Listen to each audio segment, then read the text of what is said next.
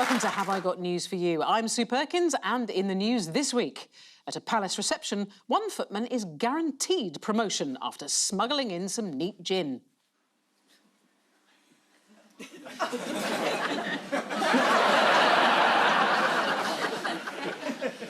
Arriving home from his local branch of B&Q, a Stockport man realises he's made that classic mistake of leaving something on the roof and driving off.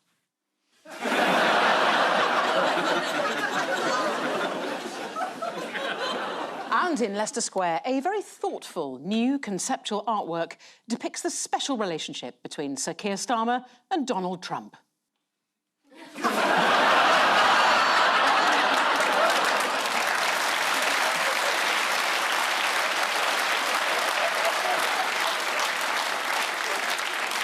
On Ian's team tonight is an American comedian who, in 2018, was strongly criticised for her Donald Trump jokes at the White House Correspondents' Dinner. Good job she didn't do it this year, as she'd now be doing this show from a maximum security mega prison in El Salvador. Please welcome the wonderful Michelle Wolf.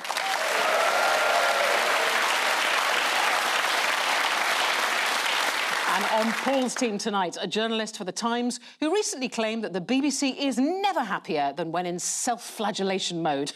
Can you blame us? We're awful. This set alone cost billions. What a waste. Please welcome Tom Peck.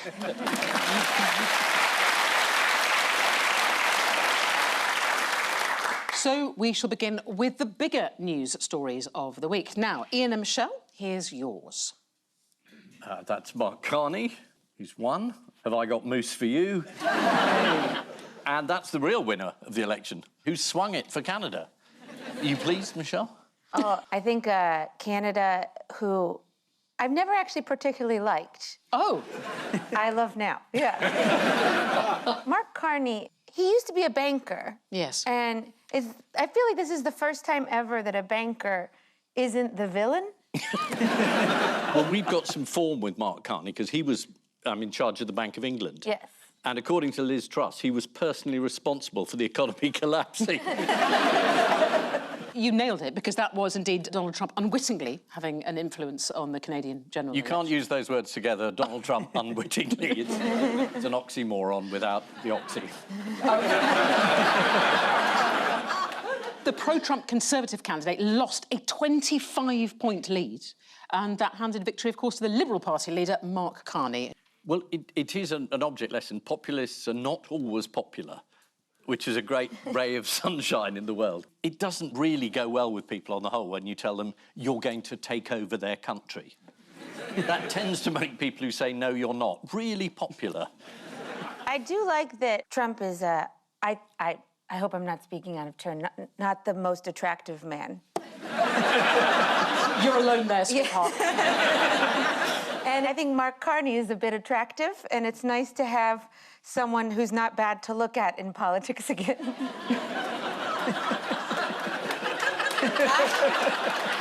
It's such a low bar, isn't it? So you are, I presume, all familiar with Donald Trump's YMCA dance? Yes. Have you seen Oh, that? yes. Yeah. It looks like he's grabbing an imaginary penis in both hands and just... I always just thought he looked like he was drying himself with a towel. Oh, that? Yeah. Yes, he does. You're right, he does do. Yes, you're right. It is much more like, what have I been doing? It's clearly not his penis, because there would have to be...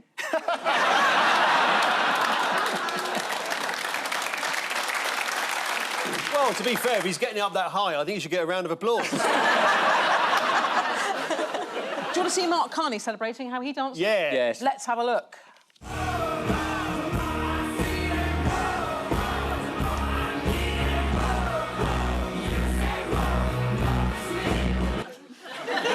I saw that footage of him dancing and I thought, actually, that guy's pretty cool. And then I realised it's definitely all over for me.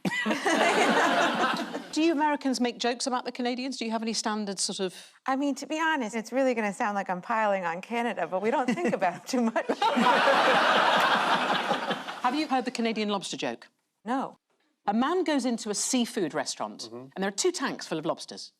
He's told by the waiter that the tank of American lobsters has a lid on it because they're always trying to fight their way out to freedom. The tank of Canadian lobsters doesn't need a lid because as soon as one lobster tries to climb out, the others all put him back in. That's a Canadian joke. So sorry, needs a captivated pulp. Help, I'm being held captive in a TV studio. I've been asked to read the order queue against my will. I should never have left British Bake Off.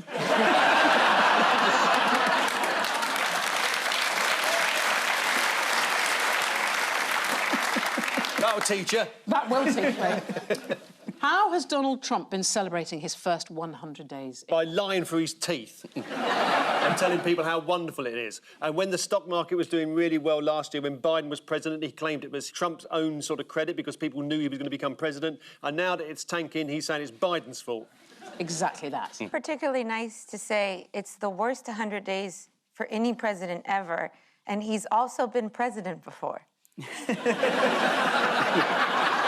He's out Trump. Yeah. He has very recently signed something.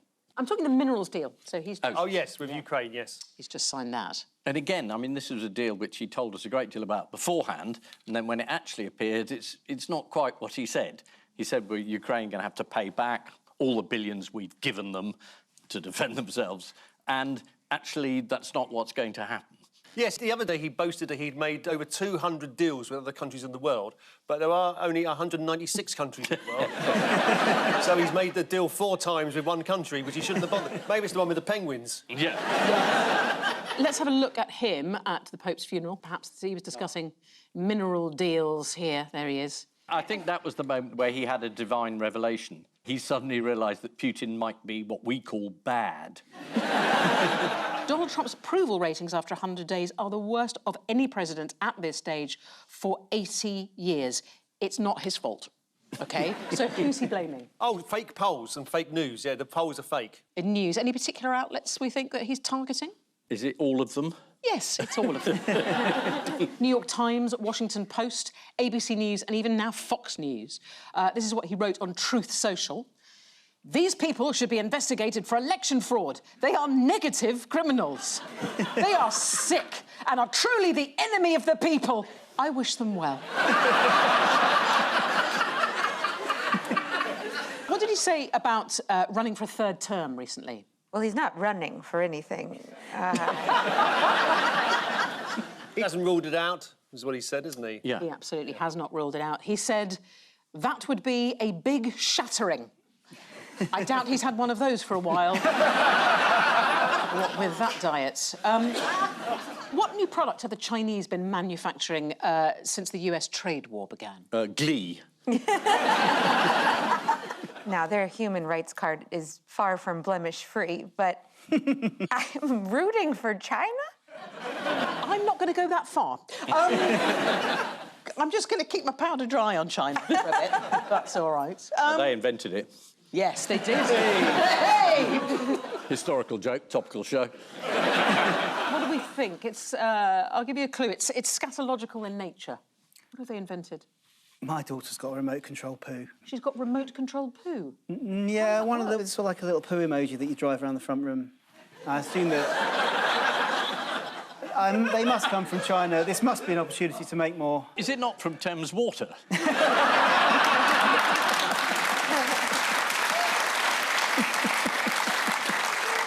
They have made this rather alarming toilet brush. There it is. He may be faring badly with the electorate, but he's still connecting with a few floaters. This is the news that Canada, for so long the butt of jokes for being incredibly dull and boring, has now chosen to be run by a bank manager. Meanwhile, Donald Trump was initially reluctant to sign a deal that only gave him access to Ukraine's titanium and lithium. In the end, he only agreed when Zelensky threw in their entire deposits of made-upium and unobtainium. According to the Daily Mail, Donald Trump may become the 5th president to have his face carved on Mount Rushmore. Though to get the colour right, they really should do it in Australia. Donald Trump told reporters, "I'd like to be Pope." Oh, my God. Well, he does tick some of the boxes. He thinks he's infallible. He believes he was chosen by God. And he's really comfortable around sexual predators.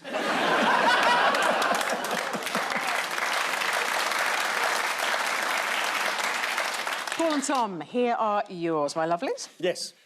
This is oh, the lights have gone out. So this must be Spain and Portugal. There's a man directing traffic by everybody ignoring him. And this is when the lights probably came back on again. Is it? No, it isn't. Oh, it is dark again. There they are. Yeah, Spain and Portugal, they had a massive power cut, didn't they?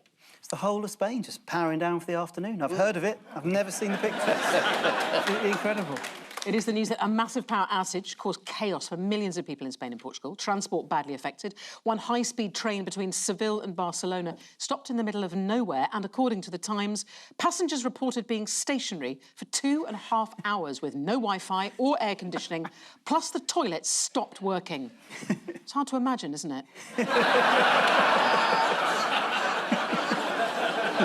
What, just 2 hours? Perhaps the most disturbing sign of societal breakdown, drivers moved uncharacteristically cautiously, stopping courteously for pedestrians. Mail Online leapt into action at this moment, and they sent an urgent call out to any Brits in Spain without electricity or mobile phone signal. Has your holiday been affected? Get in touch. How? How did British holidaymakers in Benidorm cope? Well, they're already blacked out. Well, you're pretty much right, actually. Charlie Robb was enjoying a beer with mates in Benidorm when all the power went off. He told The Sun they just carried on regardless. We only gave up when it got so dark we couldn't see what we were drinking. They should have had a Bud Light. Do you know, I'm a real twat because he might have been from Totnes. Yeah.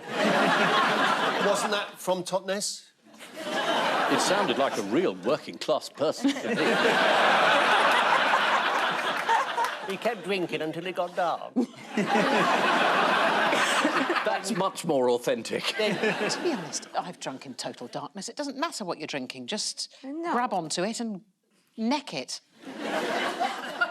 And that's what I said to the arresting officer. I personally love that Spain was like, we don't really know what happened. And then Portugal goes, it was Spain. The overriding conspiracy theory here was that the power cut was caused by Ursula von der Leyen feeding it to her Illuminati chums. Here she is. Please activate the connection.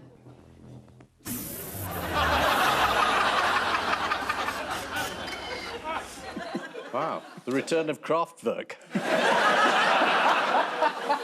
That was actually the EU changing its energy supply from Russia to the Baltics. But they did try and blame it on net zero, and all the papers said, you know, this just shows that Britain should not rely on solar power or alternatives, and net zero is a disaster, because look at Spain. I think the most impressive thing about the whole ordeal was that Spain, they got it fixed in a day. And I've never seen anyone in Spain work that hard.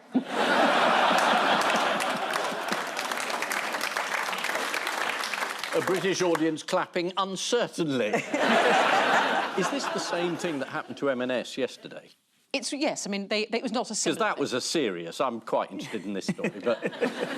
I mean, there were no tomatoes. We'll get to... We're going to get to your particular peccadillos and tomatillos No, soon. I'm just saying there are serious things happening in the world. What's an essential item to have when the power goes? A tomato! No, the audio medium. Radio? Indeed, yeah. Yes. They're saying that an essential thing would be a wind-up or a battery. Oh, yes, you used to get those wind-up radios, didn't you? Yeah, and that would be the perfect thing, so you could tune into your local radio station, hear what the news is, and when you've listened to that for a couple of hours, a gun. Wind-up radio would be such a good name for a right-wing radio station. You're listening to Wind-Up Radio. Oh, it makes me hypertensive just thinking about it. I can hear the shock jock in my head. He popped up to offer some encouraging words on renewable energy. This was Sir Tony Blair. It was. He returned to intervene in the debate, and he told the Labour government that they shouldn't bother with net zero because it's unpopular and it's very difficult, and they should calm it down a bit. And the fact that the Tony Blair Institute is very close and takes a lot of funds from the Saudi Arabian government, one of the world's biggest oil producers, probably didn't affect his judgment in the slightest, I would guess.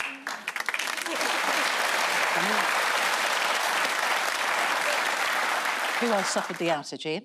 Marks and Spencer's. Correct, yes, it was, yeah. And what particular vegetable was unavailable? Well, it could be classed as a fruit, but I'd say...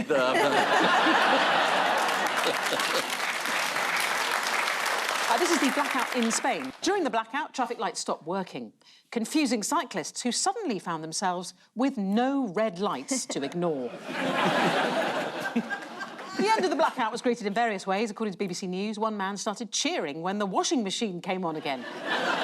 He then excitedly called his wife through to empty it. Time now for round two, the strengthometer of news. So fingers on, brothers, my lovelies. Right. Ooh.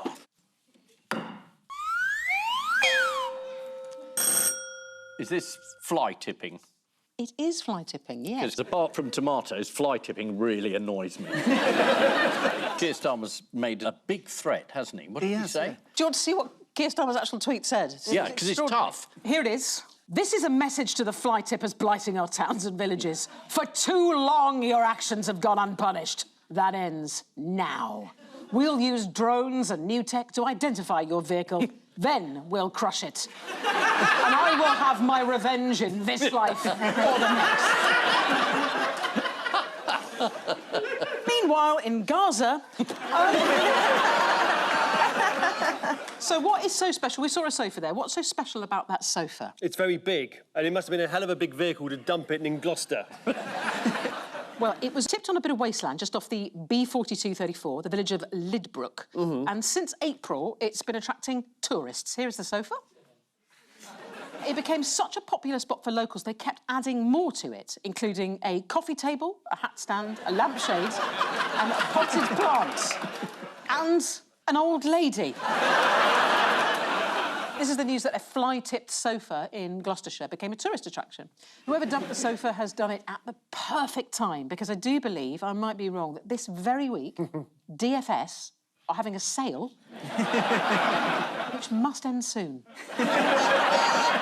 Fingers on buzzers, teams. Here we go. It's hammer time.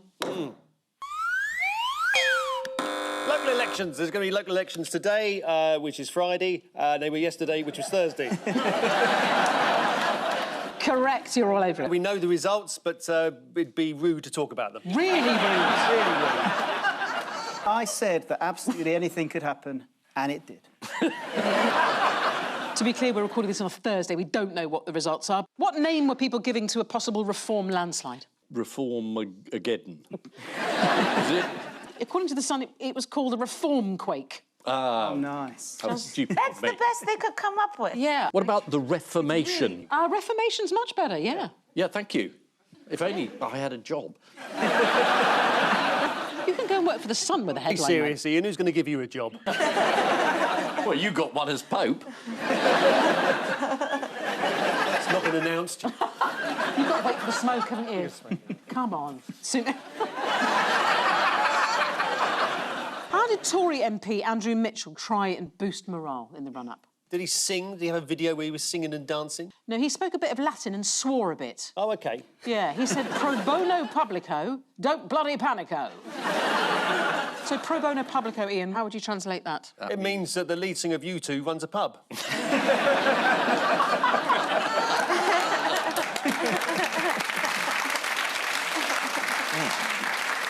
You weren't interested in the real answer, were you? No. Go on, tell me. Come on, fact me up. For the good of the public, don't panic. And the idea that the Conservative MP is talking about the public good is odd. Sorry, that's bias. Is it over for Kemi Badenoch? Yeah. Correct. I like this idea that they're talking about potentially doing a pact, like a Tory reform pact. They won't quite say if it's going to happen, how it will work. But the Tories have got one party and they change leader every 10 minutes. Farage, one leader, the party changes every 10 minutes. If they could come together, they could be like the Trigger's broom of politics. There's nothing they couldn't do. What would we call the party if they join up together? The Refectory. The Refectory. Dear. I'm just personally enjoying listening to the fact that you guys don't have it figured out either. You know, America's falling apart, and it's nice to know that, you know, We're doing it in a minor key. Our deterioration is done with politeness in the main. Yeah. Yes. Keep calm and deteriorate. Yes. Time now for the odd one out round. Just one between you this week, and it is Anne Boleyn's fingers, murders in Midsummer, Elon Musk's progeny, and penises on the Bayeux Tapestry. Well, Anne Boleyn was reputed to have 6 fingers. Yes. She didn't, but it was made up later by Catholic writer. I think she was meant to have 11. Sorry? I think she was meant to have 11. You're quite right. We'll take over from here. Finally, some sense.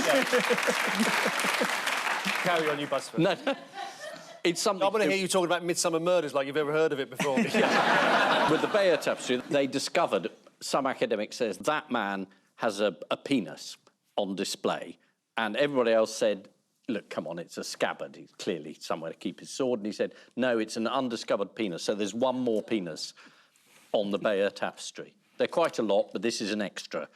So I'm thinking with Anne Boleyn, I'm thinking the connection is extra numbers. Extra bits. Extra bits. OK. And Elon Musk has over 8 million children.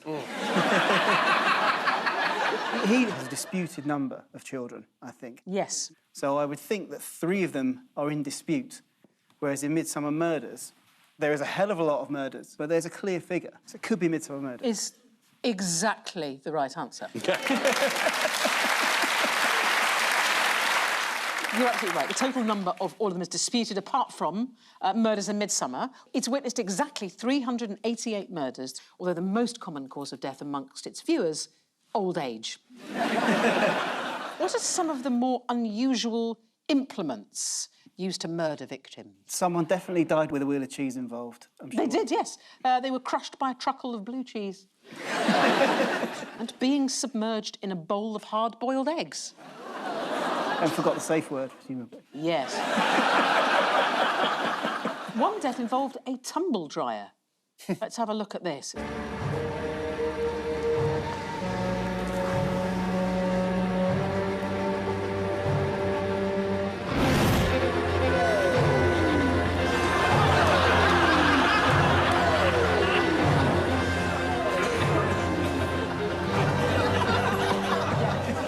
Was the whole body in there? Could have shrunk in the wash first. Now, the number of penises embroidered on the Bayeux Tapestry. One medieval scholar, Dr. George Garnett, thought he'd put the matter to bed 6 long years ago when he totted up a total of 93 penises. 5 men, 88 horses. Yeah. However, his medievalist rival, Dr. Christopher Monk, he's an expert on Anglo-Saxon nudity. That's what he tells the wife. He recently spotted a missed penis, which has taken the total to a whacking great 94. I'm hoping that that is not a penis in the tapestry because it looks rather infected. Yeah. It looks like one of those things you see in fog with a red light on the top of it to let you know it's there. Penis beacons. That's it, penis Yeah. beacons, yeah. Cock lights.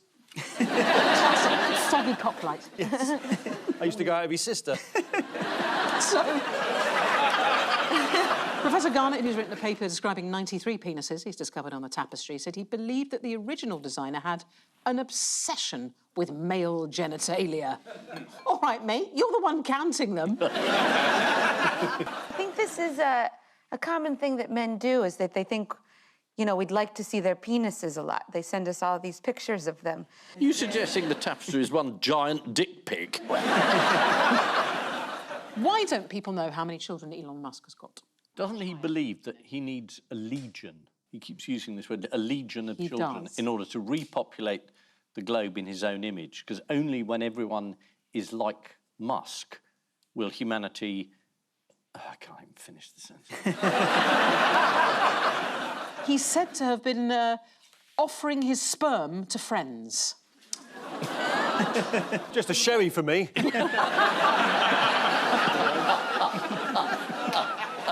Time now for the Missing Words round, which this week features as its guest publication Openings, the magazine of the British Blind and Shutter Association. And we're going to start with, for just 40 quid, you could bag the chance to enjoy what? Just off the M5 motorway. For just £40, you could bag the chance to enjoy the sexual advances of Giles Band... Oh, no, forget it. Even the thought of it, you can't get through the sentence. For just 40 quid, you could bag the chance to enjoy the sexual favours of Giles Brandreth just off the M5 motorway, is what I was going to say, but obviously I won't say that now. For just 40 quid, you could bag the chance to enjoy the latest... Hello, what happened there? Deviation.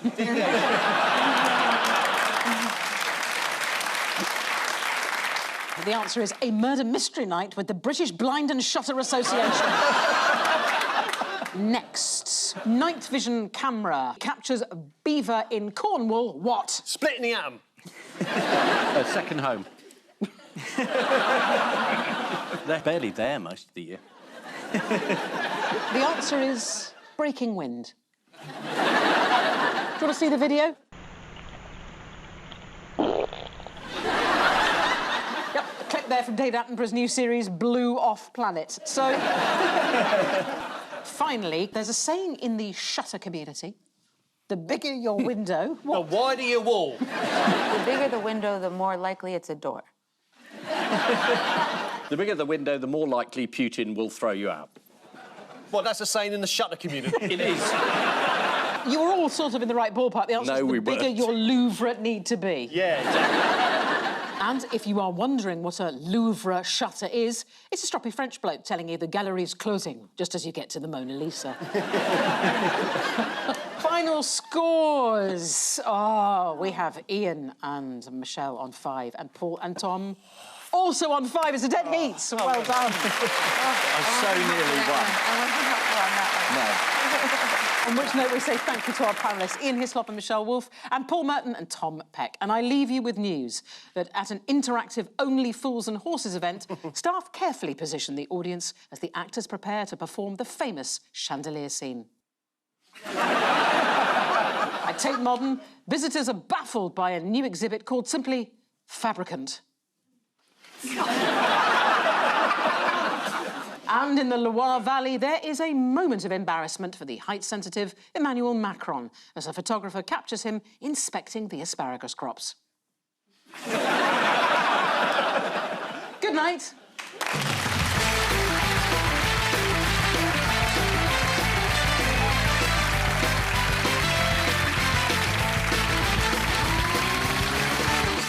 Keeping it topical on BBC Sounds, pre-trial news from America in the latest Diddy on Trial podcast. Mourinho shares the secrets of success, how to win the Champions League on BBC iPlayer. Well, here next, Billy Piper joins Austin's coach trip.